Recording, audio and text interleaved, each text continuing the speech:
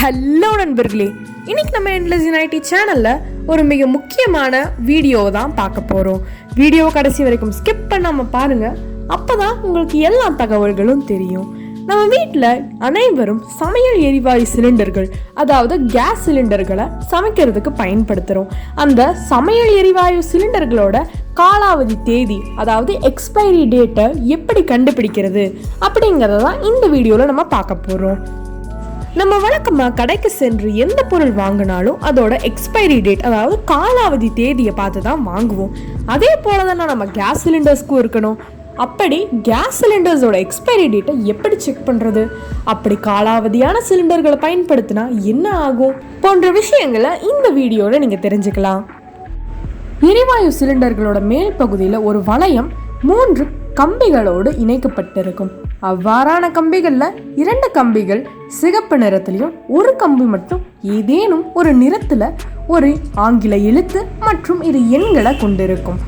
அந்த சிவப்பு நிறத்தில் இருக்கும் 2 கம்பிகளில் குறியிட்டு இருக்கிறது அந்த கேஸ் சிலிண்டரோட எடை. இப்போ நம்ம எக்ஸ்பைரி டேட்டை கண்டுபிடிக்கிறதுக்கு அந்த வண்ண நிற கம்பியை தான் நம்ம பார்க்க வேண்டியது இருக்கும். அதில் ஒரு ஆங்கில எழுத்தும் 2 எண்களும் குறியிட்டு இருக்கும். இதை வச்சு தான் நம்ம எரிவாயு சிலிண்டரோட காலாவதி தேதியை கண்டுபிடிக்க முடியும். பெரும்பாலும் எல்லா சிலிண்டர்களையும் இந்த மாதிரி ABC and D என்னும் ஆங்கில எழுத்துக்கள் தான் குறிப்பிட்டிருக்கும். அது கூடவே பார்த்தீங்கன்னா ஒரு ஹைஃபன் போட்டு 2 எண்கள் குறியிட்டு இருக்கும்.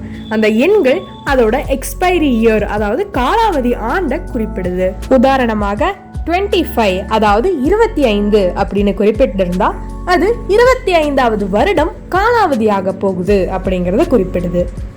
ஸோ இப்போ நம்ம காலாவதி ஆண்டை எப்படி கண்டுபிடிக்கிறது, அதாவது எக்ஸ்பைரி இயரை எப்படி கண்டுபிடிக்கிறது அப்படிங்கிறத பார்த்துட்டோம்.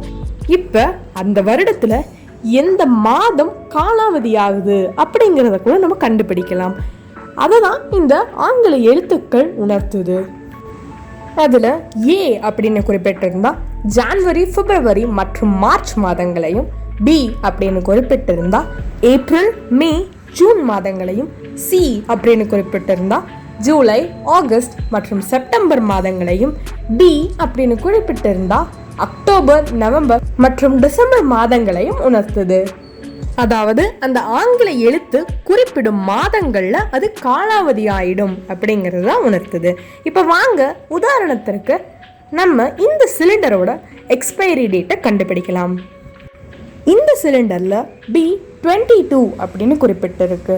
நம்ம முதல்லையே பார்த்த மாதிரி 22 அப்படிங்கிறது இது 22வது வருடம் காலாவதி ஆகிடும் அப்படிங்கிறதையும், பி அப்படிங்கிறது ஏப்ரல், மே, ஜூன் மாதங்களில் அது காலாவதி ஆகும் அப்படிங்கிறதையும் குறிப்பிடுது. ஸோ இப்போ இந்த சிலிண்டர் 22வது வருடத்தில் ஏப்ரல், மே, ஜூன் மாதங்களில் காலாவதி ஆகிடும் அப்படிங்கிறத நம்ம தெரிஞ்சுக்கலாம். நீங்கள் இனிமேல் எந்த சிலிண்டர் வாங்கினாலும் அதோட எக்ஸ்பைரி டேட்டை பார்த்து வாங்குங்க. இந்த மாதிரி நம்ம எக்ஸ்பைரியான சிலிண்டர்களை பயன்படுத்தும் போது அது வெடிக்கும் அபாயங்கள் அதிகம். அதனால தான் எக்ஸ்பைரி ஆகிற டேட்டை நம்ம சிலிண்டர் வாங்கும் போது பார்த்து வாங்க வேண்டியிருக்கும். அதே போன்று 5 வருடத்திற்கு ஒரு முறை நம்ம எரிவாயு சிலிண்டர் வாங்கும் நிறுவனம் நம்ம வீட்டுக்கு வந்து நம்ம எரிவாயு சிலிண்டரை சரியா பயன்படுத்துகிறோமா அப்படிங்கிறத ஒரு மேண்டேட்டரி செக்அப் பண்ணுவாங்க. ஸோ இவ்வளோதாங்க இந்த வீடியோ மூலியமா நீங்கள் சிலிண்டரோட எக்ஸ்பைரி டேட் பார்க்குறது எப்படி அப்படிங்கிறத அறிந்திருப்பீங்கன்னு நாங்கள் நம்புகிறோம். இந்த வீடியோ உங்களுக்கு பிடிச்சிருந்தா லைக், ஷேர், கமெண்ட் பண்ணுங்கள். மறக்காமல் நம்ம endlessunity சேனலையும் சப்ஸ்கிரைப் பண்ணுங்கள்.